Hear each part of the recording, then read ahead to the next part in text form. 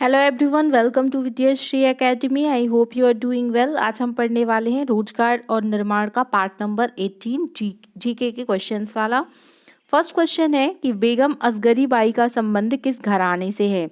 तो जो बेगम असगरी बाई हैं उनका संबंध है मेवाती घराने से, इसको याद रखिएगा।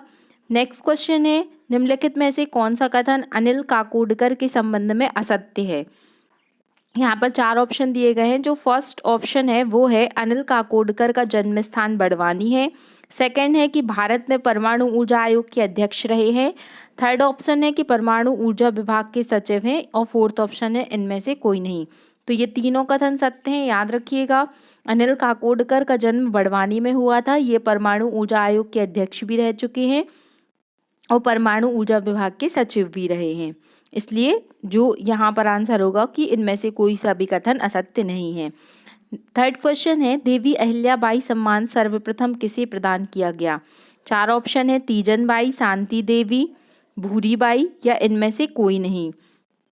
तो देवी अहिल्याबाई बहुत ही तेजस्वी व्यक्तित्व की थी। तो तेज से आप याद कर लीजिए कि सबसे पहले ये किसे दिया गया, तीजन बाई को दिया गया था। देवी अहिल्याबाई का जो संबंध है वो मध्य प्रदेश में किस वन से रहा है, ये आप मुझे कमेंट बॉक्स में लिखकर बताएंगे। भारत में नियमित एवं वैज्ञानिक ढंग से जनगणना किस वर्ष आरंभ की गई। 1861, 1871, 1881 या 1891। तो यहाँ पर साइंटिफिक जनगणना की बात की गई है। व्यवस्थित तरीके से नियमित और वैज्ञानिक तरीके से जो जनगणना शुरू हुई थी वो 1881 में हुई थी, इसको भी याद रखिएगा। सबसे पहले अगर हम बात करते हैं तो लॉर्ड मियो के टाइम पर और उसके बाद लॉर्ड रिपन के टाइम पर। निम्नलिखित में से ग्राम स्वराज व्यवस्था को कब लागू किया गया। कई बार ये प्रश्न पूछ चुका है, याद रखिएगा। यहाँ पर मध्य प्रदेश में पूछा गया है कि मध्य प्रदेश में ग्राम स्वराज कब स्थापित किया गया था। तो 26 जनवरी 2001 यहाँ पर राइट आंसर होगा। नेक्स्ट क्वेश्चन है रंगास्वामी कप का संबंध किस खेल से है। तो रंगास्वामी जो कप है वो किस खेल से रिलेटेड है, तो ये हॉकी से रिलेटेड है। तो रंगास्वामी कप किससे रिलेटेड है, हॉकी से रिलेटेड है। निम्न में से किस शासक के द्वारा लौह और रक्त की नीति अपनाई गई।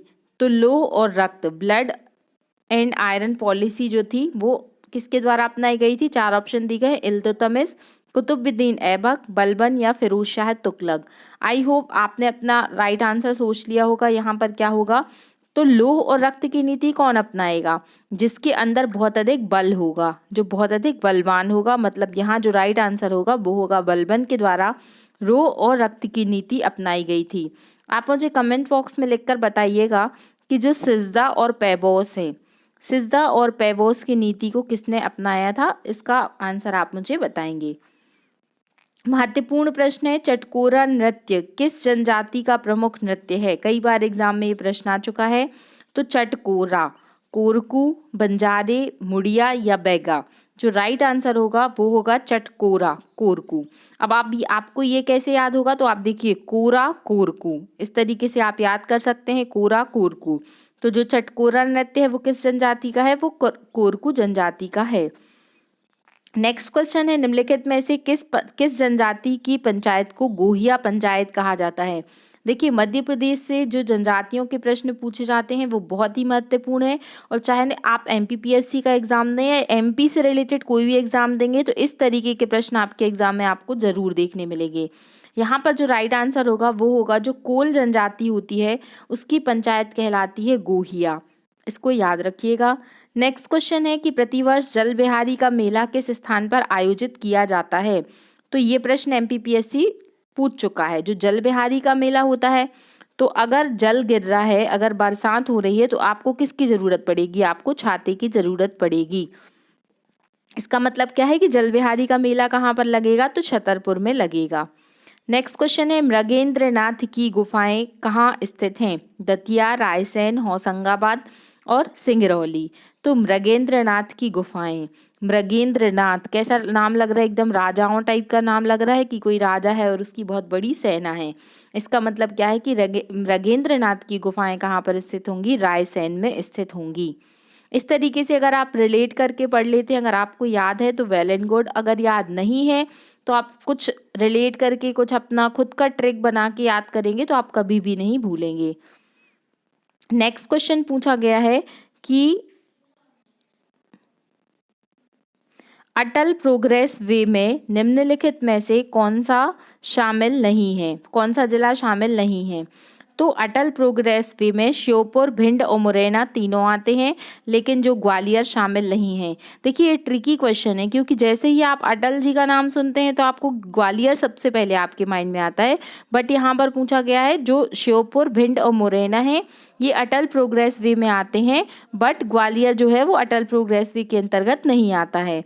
मेघनगर नामक औद्योगिक केंद्र किस जिले में स्थित है। तो मेघनगर नामक औद्योगिक केंद्र जो है वो किस जिले में स्थित है, वो झाबुआ जिले में स्थित है। तो जो मेघा की बुआ वो झाबुआ की हैं, मेघनगर और झाबुआ क्या एक नगर है, तो मेघनगर कहाँ पर आएगा, मेघनगर नामक औद्योगिक केंद्र कहाँ आएगा, झाबुआ के अंतर्गत आएगा। विंध्याचल ताप विद्युत केंद्र को जल आपूर्ति किस स्रोत से की जाती है। ऐसे प्रश्न भी पूछे जाते हैं, तवा नदी बांध, रिहंद बांध, इंदिरा सागर बांध या इनमें से कोई नहीं। तो विंध्याचल ताप विद्युत केंद्र को जो जल की आपूर्ति की जाती है वो रिहंद जलाशय से की जाती है। नेक्स्ट क्वेश्चन है कि मालवा का पठार मध्य प्रदेश के लगभग कितने प्रतिशत का भाग है। तो जैसे ही हम एमपी पढ़ना स्टार्ट करते हैं फर्स्ट चैप्टर में हमें यही पढ़ाया जाता है कि जो मालवा का पठार है वो सबसे अधिक भाग मध्य प्रदेश के अंतर्गत रखता है, जो कि 28% है। ये प्रश्न कई बार पूछा गया है, इसको याद रखिएगा। 28% जो है वो मालवा के पठार का हिस्सा है। खरेला का किला कहाँ पर स्थित है, रायसेन में, धार में, मांडू में या बैतूल में। तो खरेला का किला कहाँ पर स्थित है, बैतूल में है। खरेला का किला, अगर आपको ये क्वेश्चन आप किसी से पूछेंगे ना कि खरेला का किला कहाँ स्थित है, तो वो कहेगा ऐसी बेतुकी बातें मत करो, इसका कोई तूल नहीं है। ऐसे क्वेश्चन कभी नहीं पूछे जाएंगे। मतलब जो राइट आंसर होगा वो क्या होगा, बैतूल। ऐसे आप याद कर लीजिए, क्योंकि ऐसे तो आप रट्टाफिकेशन लगाएंगे तो नहीं याद होने वाला है। कोशिका की ऊर्जा मुद्रा क्या कहलाती है, एनर्जी करेंसी क्या कहलाती है सेल की, तो वो क्या होती है, ATP. What is the full form of ATP, तो एटीपी का फुल फॉर्म होता है एडिनोसिन ट्राइफॉस्फेट। नेक्स्ट क्वेश्चन है कि श्वास से संबंधित कोशिकांग कौन सा है। तो श्वास से संबंधित कोशिकांग है माइटोकॉन्ड्रिया। माइटोकॉन्ड्रिया को क्या कहा जाता है, तो माइटोकॉन्ड्रिया का कुछ इस तरीके से स्ट्रक्चर होता है। माइटोकॉन्ड्रिया को कोशिका का पावर हाउस कहा जाता है, यहाँ पर क्रिस्टी पाए जाते हैं। तो याद रखिएगा जो माइटोकॉन्ड्रिया होता है वो श्वसन से संबंधित होता है। निम्नलिखित में से कौन सा श्वसन गुणांक 1 से अधिक होगा। तो यहाँ पर जो राइट आंसर होगा वो होगा कार्बोनिक अम्ल। जो कार्बोनिक अम्ल का श्वसन गुणांक होता है वो 1 से अधिक होता है। नेक्स्ट क्वेश्चन है कुफर कोशिकाएं पाई जाती हैं। तो कुफर कोशिकाएं कहाँ पाई जाती हैं, तो ये लिवर में पाई जाती हैं। और लिवर को क्या कहा जाता है, शरीर की केमिकल लेबोरेटरी लिवर को कहा जाता है। मोनोसैकेराइड है, तो ये सबसे इजी क्वेश्चन है। मोनोसैकेराइड क्या है, तो मोनोसैकेराइड ग्लूकोज होगा। मोनो मतलब होता है एक, तो याद रखिएगा। जो सेल्यूलोज है वो क्या कहलाएगा, वो पॉलीसैकेराइड होगा। लैक्टोज कौन से सैकेराइड का एग्जाम्पल है, ये आप मुझे कमेंट बॉक्स में लिखकर बताएंगे। राष्ट्रीय मस्तिष्क अनुसंधान केंद्र कहाँ पर स्थित है, तो राष्ट्रीय मस्तिष्क अनुसंधान केंद्र जो है वो गुरुग्राम में स्थित है। इसको भी याद रखिएगा कि राष्ट्रीय मस्तिष्क अनुसंधान केंद्र गुरुग्राम में स्थित है। फैलाह जनजाति किस विशेष क्षेत्र में पाई जाती है, फैलाह जनजाति पाई जाती है मिस्र में। विश्व पर्यटन संघ का मुख्यालय कहाँ पर स्थित है, विश्व पर्यटन संघ का मुख्यालय मैड्रिड में स्थित है। नेक्स्ट क्वेश्चन है कि परमाणु ऊर्जा आयोग की स्थापना किस वर्ष की गई, तो 1948 में परमाणु ऊर्जा आयोग की स्थापना की गई थी। तो ये कुछ महत्वपूर्ण प्रश्न थे, बहुत सारे प्रश्न हैं, बहुत ही महत्वपूर्ण है।